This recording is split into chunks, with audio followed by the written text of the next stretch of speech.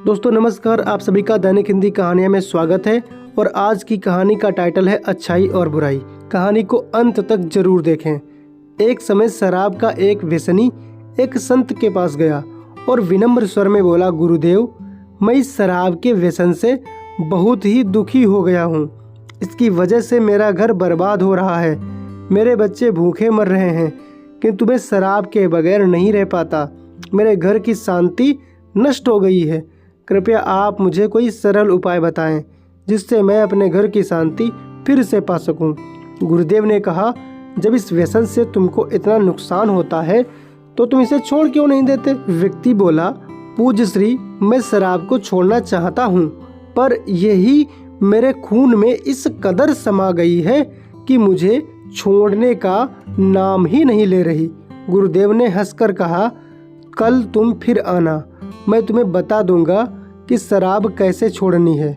दूसरे दिन निश्चित समय पर वह व्यक्ति महात्मा के पास गया। उसे देखकर महात्मा झट से खड़े हुए और एक खंभे को कसकर पकड़ लिया। जब उस व्यक्ति ने महात्मा को इस दशा में देखा तो कुछ समय तो वो मौन खड़ा रहा, पर जब काफी देर बाद भी महात्मा जी ने खंभे को नहीं छोड़ा तो उससे रहा नहीं गया और पूछ बैठा कि गुरुदेव, आपने व्यर्थ इस खंभे को क्यों पकड़ रखा है? गुरुदेव बोले, वत्स, मैंने इस खंभे को नहीं पकड़ा है।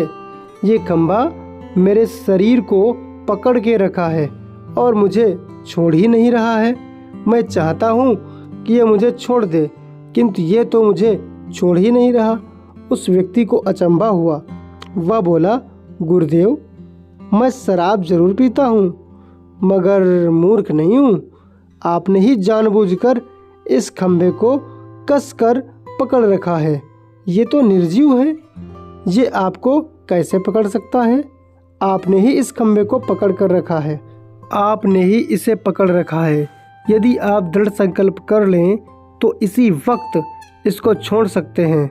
गुरुदेव बोले, नादान मनुष्य, जिस तरह मुझे खंभे ने नहीं बल्कि मैंने ही उसे पकड़ रखा था, उसी तरह इस शराब ने तुम्हें नहीं पकड़ा है, बल्कि तुमने ही इसे पकड़ कर रखा है।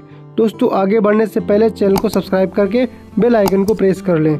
बल्कि सच तो ये है कि तुमने ही इस शराब को पकड़ रखा है।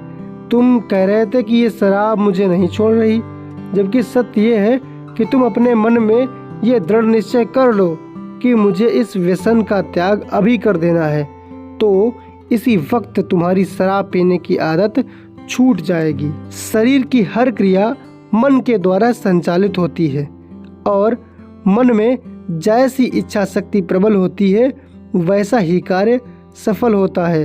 वो शराबी गुरु के इस अमृत वचन को सुनकर इतना प्रभावित हुआ कि उसने उसी वक्त भविष्य में कभी शराब ना पीने का दृढ़ संकल्प किया। उसके घर में खुशियाँ लौट आईं और वह शांति से जीवन यापन करने लगा।